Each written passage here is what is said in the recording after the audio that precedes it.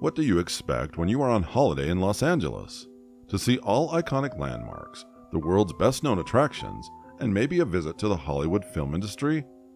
I bet the last thing you'd anticipate is a murder.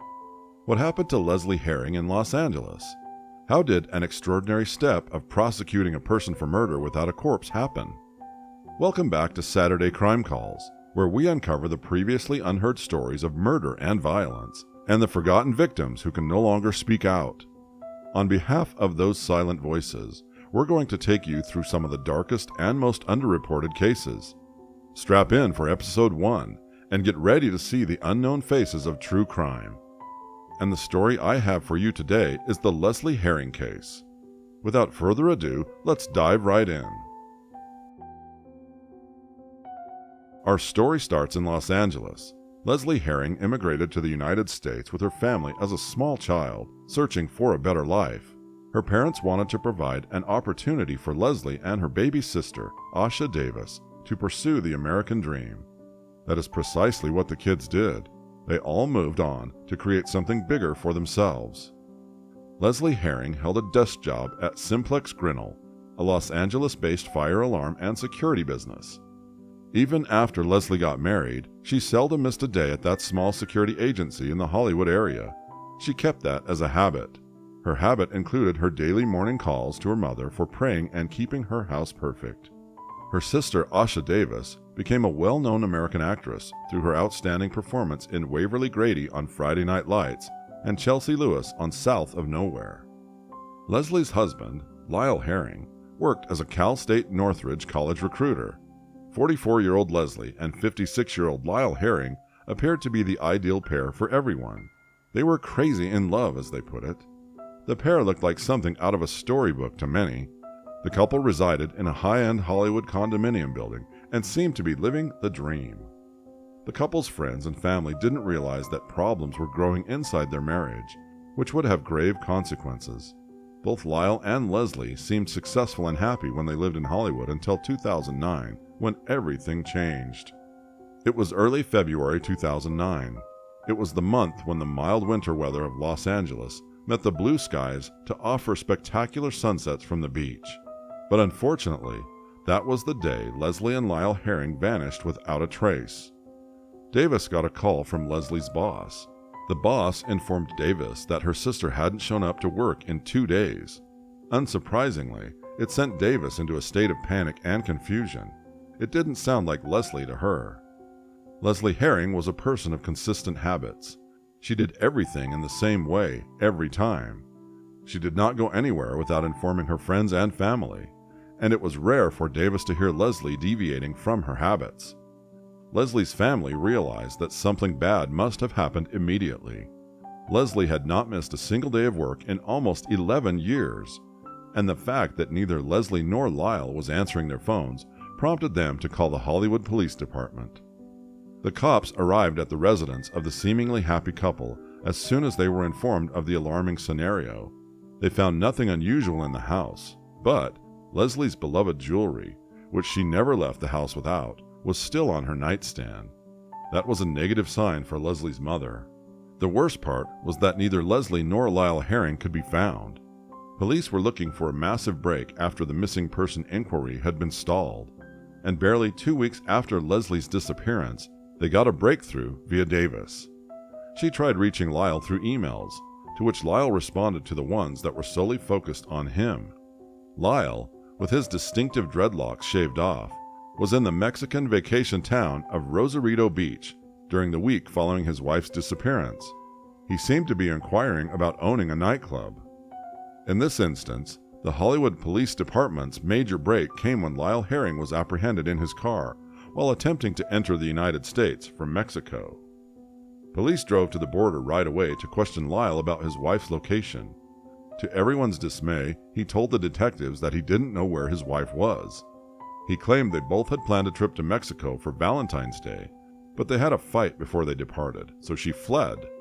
So he decided to travel to Mexico to check whether she had arrived before him.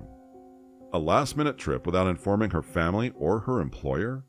It seemed improbable for a lady described by family members as a dependable, careful planner who would never leave on vacation, without providing a copy of her travel schedule to her family. Lesley, who had recently become a new aunt with the birth of Davis's kid, was so emphatic that she would never abandon her old mother, siblings, or the employees who relied on her for their weekly paychecks. When those employees moved on or retired, they handed her their hard hats as a token of their devotion. She maintained them on a shelf above her desk with care. How could such a woman leave her loved ones in pain? Here is where Lesley's mother gave a critical statement, mentioning that Lesley had discussed leaving her husband. Unaware of these simultaneous happenings and statements, Lyle abruptly ended the conversation with the detectives after roughly 30 minutes. Lyle later informed the authorities that he owed money to some suspicious people, which might have been the reason for his wife's abduction. Lyle's shaved hair and goatee made the LAPD investigator, Chris Gable, exceedingly suspicious. And it went on when Lyle gave another tale where some crooks he owed money to had caught up with him and shaved his hair and goatee off as a punishment. Chris Gable had worked against gangs for several years and had never heard of gang members holding someone down and forcing them to shave their head and goatee, so it definitely was a first. Lyle believed that his story was convincing the cops, but he had no idea that the cops were looking for a suspect on their own, none other than Lyle himself. With no more leads in their investigation, detectives once again decided to examine Lyle and Lesley's house, and what they discovered will shock many people. They discovered a Starbucks transaction dated 3 days after Lesley had vanished. Lyle was the one who went out and bought the coffee according to the transactions at the Starbucks. They eventually deduced that Lyle was attempting to hide his traces, and as expected, the suspect's alibi was shaky. The police took Lyle's laptop and phone during the search. They discovered that 4 days after Lesley's disappearance, a call from her phone was made to Lyle. Lyle allegedly sought to make it appear as though Lesley had been phoning him after she vanished by making calls from her cell phone to his. But he forgot that the cops could check mobile phone tower activity and demonstrate that the calls were made with both phones side by side. Police concluded that Lyle was holding the two phones near each other throughout the call after looking at the cell tower data. Lyle also had a search history that featured some crucial keywords. Lyle seemed to plot his escape at the same time and began searching the internet for terms like U.S.-Mexico border, U.S.-Texas-Mexico border, and do I need a passport? He also looked up which country do I flee to and what's the weather like in Belize on the internet. This confirmed that Lyle had done something to his wife. Murder trials without the presence of a body are uncommon but not unheard of. According to one official estimate, there have been 300 similar incidents in the United States. Prosecutors have unique challenges in such prosecutions, which sometimes rely primarily on circumstantial evidence, making convictions challenging to obtain. On March 14th, Los Angeles prosecutors took the similar extraordinary step of prosecuting Lesley's husband for murder without a corpse. Deputy District Attorney Sam Holfield remarked, "Don't expect to see Lesley Herring's body. There isn't one. We are unable to make one for you, and we're going to beg you to refrain from rewarding the defendant for it."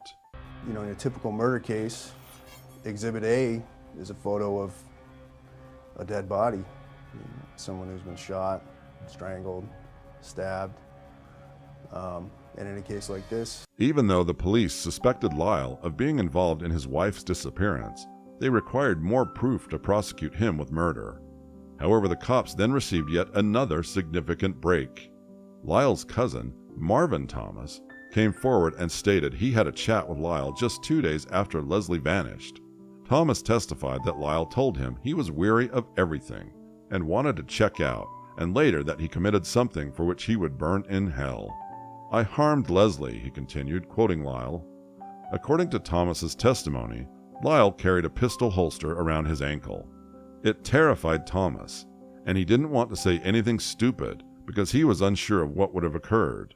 But perhaps most disturbing of all, Thomas stated that Lyle stuffed a large plastic bag in the back of his car with what seemed to be a woman's maroon sweater, white tennis shoes, and a pair of blue trousers. Furthermore, when Lyle's cousin wanted to use the restroom in Lyle and Lesley's condo, Lyle didn't allow him. When the cops returned to Lyle's unit for a second search, they discovered something strange. In the bathroom, a towel was wrinkled and possibly had mildew on it. the jigsaw pieces began to fall in place almost immediately for the investigators. Lyle may have drowned his wife. After that, Lyle Herring's trial had almost a dozen witnesses. Maria Menando, a real estate agent, said that Lyle said that he had money and he would be a millionaire. He added that he couldn't get money right now, but he'd be able to get it soon.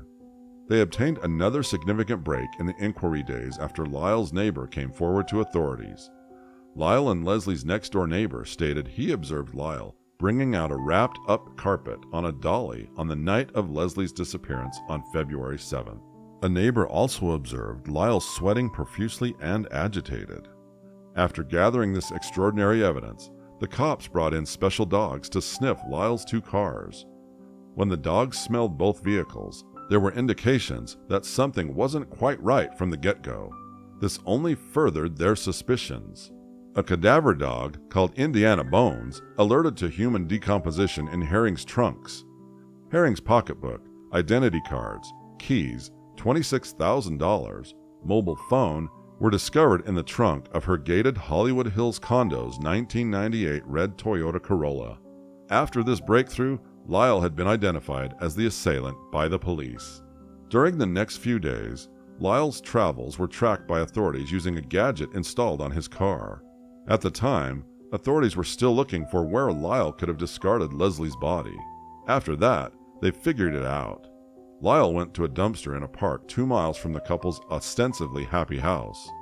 But unfortunately, detectives and search teams were unsuccessful in their hunt for the body.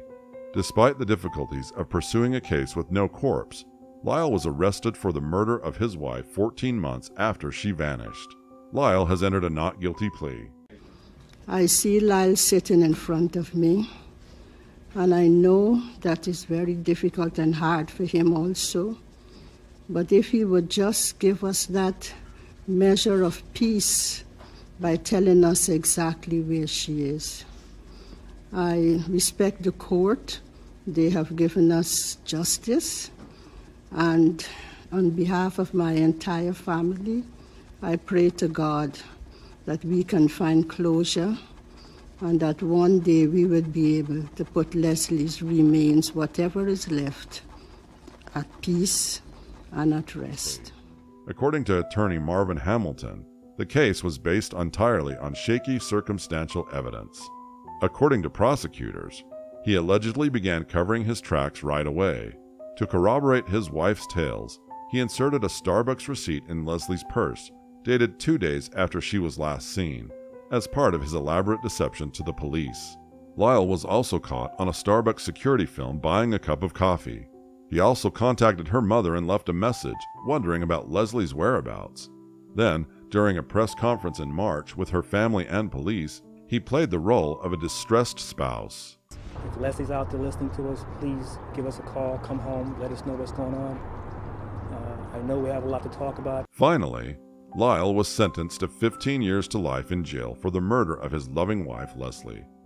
A violation of Penal Section 187, Section A, murder in the second degree. It will be the judgment and sentence of the court as follows.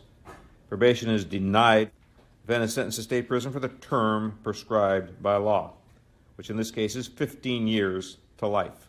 Lyle is currently lodged in the state jail in Tehachapi, California. There is no proof that the pair got into an argument, or that Lesley said or did anything to irritate Lyle. Those unspeakable questions remain unanswered. This was a story of a cunning husband who tried to get away with murdering an innocent wife thoughtlessly and brutally. It's the story of how a typical middle-aged lady vanished without a trace, never to be seen or heard from again, because the husband who murdered her was successful in disposing of her body. And it's about how that spouse began to assess his alternatives with no remorse, search for a way out, and plot his escape from punishment. What do you guys think about the Lesley Herring case? Let us know in the comments section. Also, if you'd like to see similar cases, please tune in to our Saturday Time Uncovering the Unknown True Crime series videos at Mysterious 7. We will be back with a new case soon. Thank you for watching our video. Make sure to like our video and subscribe to our channel.